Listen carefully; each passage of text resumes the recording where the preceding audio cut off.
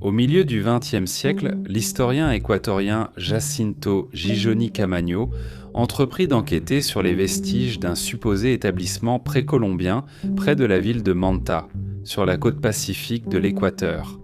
Il a découvert les ruines et vestiges d'une société ancienne datant de 600 après Jésus-Christ, avant d'être progressivement assimilée par des cultures ultérieures telles que l'Empire Inca. Jusqu'aux années 1500, quand les nations européennes ont commencé à convoiter les terres indigènes. Il appellerait ces gens les Montaños, et leurs établissements finiraient par représenter l'une des dernières cultures précolombiennes survivantes d'Amérique du Sud. Alors, qui étaient les Montaños ? Comment vivaient-ils ? Comment leur culture s'est-elle développée et quelles sont les plus grandes questions et mystères soulevés par leur déclin final ? Dans cette vidéo, nous allons vous présenter ces anciennes communautés et examiner la durée de vie de la vaste culture Montaño de la côte équatorienne.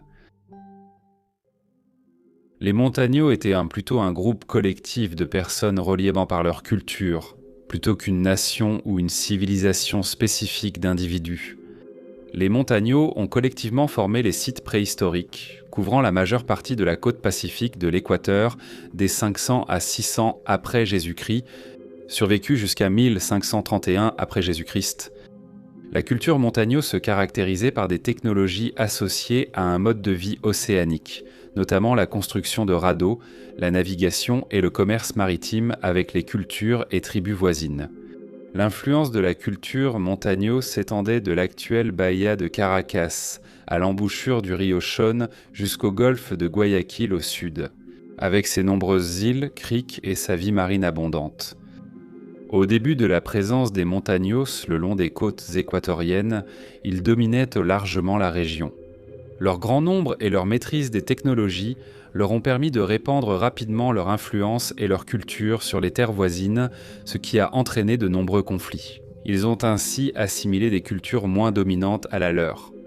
Alors que le peuple Montaño était connu pour commercer avec ses voisins, on pense également qu'il prélevait des dîmes, à la fois religieuses et commerciales, auprès de ceux qu'il avait conquis ou intimidés. Ironiquement, la culture Montaño aurait sans doute été tout aussi influencée par l'Empire Inca lors de son émergence et de l'établissement de son pouvoir au XIIe siècle. À cette époque, les Incas ont fondé la grande capitale de Cusco, située dans ce qui est aujourd'hui le Pérou moderne. Ils ont commencé à étendre leurs frontières vers le XVe siècle, sans cibler spécifiquement la côte de l'Équateur. La présence des Incas si près des terres Montaño aurait entraîné un échange de culture, d'argent et de ressources entre les deux populations. En moins de 100 ans après la conquête Inca en Amérique du Sud occidentale, environ 12 millions de citoyens Incas vivaient dans les terres entourant et à l'intérieur des royaumes sous l'influence des Montaños. La culture Montaño a commencé à disparaître d'Équateur au début des années 1530. À cette époque, l'influence espagnole en Amérique du Sud avait commencé à causer des problèmes aux civilisations et cultures autochtones. Même les puissants Incas ont succombé aux conquistadors. Au cours des 40 années qui ont suivi, les Montaños ont également été victimes de cette offensive et n'ont finalement pas pu résister à l'armement avancé des Européens envahisseurs. Comme souvent dans les cultures ayant subi la cruauté et les dangers de la colonisation. Il ne reste aujourd'hui des Montaños que quelques ruines sélectionnées et de petites communautés sur la côte de l'Équateur. Les premières sources coloniales affirmaient que la ville équatorienne de Pico Huasa était autrefois le siège du pouvoir des Montaños, avec des chefs et leurs gardes occupant la localité. Des habitations Montaños confirmées ont été découvertes sur toute la côte équatorienne, notamment sur des sites comme Salongom, Ocay, Agua Blanca, La Libertad, Cerro de Yojas, Bella Vista, Olón et Monte Cristi, entre autres. En termes d'industrie et de production, l'un des principaux artefacts associés aux Montaños est la sculpture de grands objets en pierre, souvent destinés à des usages rituels et cérémoniels. Ces artefacts comprenaient tombes d'énormes colonnes de pierre dans lesquelles étaient engravés les contours d'êtres humains et d'animaux, représentant souvent des félins ou des figures féminines. Des sièges en pierre, décorés des mêmes images sculptées, étaient placés dans des lieux associés à une signification religieuse et étaient supposés avoir été réservés au chef d'un établissement particulier et à ses plus proches alliés. De telles constructions ont été découvertes sur plusieurs sites et réalisées tôt avec des outils rudimentaires. Cela prouve la grande connaissance et le talent des sculpteurs. Un autre indicateur clé de la culture montagno est la présence de certains types de poterie dans les établissements équatoriens. La poterie montagno était généralement noire, fabriquée à partir de bols en terre grise et décorée de figures animales anthropomorphes, similaires aux chats que l'on retrouve sur leurs constructions en pierre.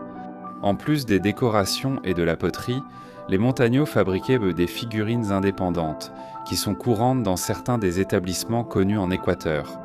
Ces figurines représenteraient des personnages religieux ou des chefs et membres éminents de la société. Elles sont représentées avec des tatouages peints, montrant des lignes et motifs sur leur corps. Ceci pourrait être une bonne source historique montrant que, dès la préhistoire, les habitants des régions sous l'influence de Montagno décoraient leur corps avec un tatouage primitif. Similaire à ce que l'on observe dans le Pacifique Sud, parmi les marchandises échangées par le peuple montagno figuraient des métaux comme l'or, l'argent et le cuivre, des cultures comme le coton et des produits animaux tels que la laine, la viande et les fruits de mer. Des coquillages marins étaient récoltés et teints pour créer des perles shakira à partir de coquillages blancs et rouges trouvés dans les eaux côtières ou sur le rivage. Elles étaient en chair et largement produites dans tout le territoire montagno. Les pots et figurines créés par les artisans montagno étaient également échangés avec d'autres communautés, ainsi que des pierres comme le lapis lazuli, la turquoise et la pierre verte. Le commerce avec d'autres, par voie terrestre ou maritime, aurait favorisé la diffusion de la culture montagno sans nécessité de conquête. Au fur et à mesure que leur technologie se diffusait, de plus en plus de sociétés créèrent des biens similaires à ceux des montagnos. Les recherches sur les villages abandonnés par la culture montagno disparus ont révélé des idées clés sur la structure de leur communauté. Des études ont montré que la culture montagno était centrée sur plusieurs villages clés, dont certains ont été mentionnés plus tôt dans la vidéo. Salangome et Hokai, proches du site de découverte originale de Manta, semblent avoir été parmi les villages les plus peuplés et les plus importants politiquement de la société montagno. C'est là que les chefs se réunissaient pour discuter de questions économiques, militaires et religieuses importantes. De nombreux sites majeurs de la culture montagno étaient construits près de l'eau, probablement pour maximiser les effets du commerce et de la pêche pour la population locale. Les villages montagno étaient bien organisés, avec des bâtiments solides construits en pierre. Des sanctuaires religieux ou des temples étaient présents dans plusieurs villages montagno connus, où se déroulaient des rituels et des cérémonies, ainsi que des réunions régulières pour les communautés. Des villages ruraux pouvaient être trouvés à l'intérieur des terres, où de petites communautés d'agriculteurs montagno pouvaient en vivre de la culture de récolte sur des fermes en terrasse. Construites dans les contreforts des montagnes des Andes, ces fermes consistaient en des paliers de terre plate taillés dans la colline, avec des cultures nécessitant de l'irrigation, comme le riz, cultivé au sommet de chaque palier. Ces méthodes sont largement utilisées en Asie de l'Est, où l'on trouve de vastes rizières. Cela a aidé les agriculteurs montagno à exploiter au mieux le terrain difficile de l'intérieur de l'équateur et a servi de base au commerce, tout en étant capables de se nourrir eux-mêmes ainsi que leurs familles. La société montagno semble avoir été très hiérarchisée, avec un chef ou une série de chefs occupant le sommet de la hiérarchie, dominant une terre du territoire de la culture montagno. Le chef devait gouverner sa tribu, imposer des lois et établir des règles pour assurer la sécurité et la santé de son peuple. Un chef serait également un commandant en temps de conquête et de guerre, menant un groupe de guerriers contre l'opposition. Pour étendre davantage la sphère d'influence de Montagno dans l'Amérique du Sud ancienne, sous l'autorité du chef, le travail était méticuleusement réparti entre les citoyens de Montagno, chaque individu étant dédié à un métier particulier. Certains établissements étaient consacrés à la production d'objets de commerce, comme les coquillages peints, tandis que d'autres étaient purement agricoles, fournissant de la nourriture à l'ensemble de la société Montagno. On trouvait des villes minières dans les montagnes, des villages de pêcheurs le long des côtes et des rivières, et des camps militaires à des positions stratégiques le long des frontières ou au sommet de points d'observation. Nous savons également que le peuple Montagno enterrait ses morts dans différents types de tombes, ce qui renforce l'idée que leur société était hiérarchisée. Certains citoyens étaient inhumés dans de simples fosses, d'autres dans des tumulus ou des tombes élaborées. Les membres les plus riches ou influents étaient enterrés dans des tombes spéciales au sommet des collines, où offrandes et cérémonies se tenaient. Bien que nous ayons réussi à obtenir beaucoup d'informations à partir des sites archéologiques et des ruines laissées par la culture Montagno, il y a encore beaucoup de choses que nous ignorons. Les identités, les réalisations et les noms des chefs, guerriers, politiciens, prêtres et artisans Montagno sont perdus à jamais. De nombreuses cultures sud-américaines n'ont pas laissé d'écriture en raison de la destruction de leur culture à l'époque coloniale. Nous ne savons pas exactement à quoi ressemblaient les premiers ou les derniers jours de la société Montagno, ni même à quoi pouvait ressembler la vie quotidienne d'un citoyen Montagno moyen. Avec de la chance, nous pourrons peut-être répondre à ces questions avec le temps, si nous obtenons plus d'informations des établissements laissés par ces peuples disparus.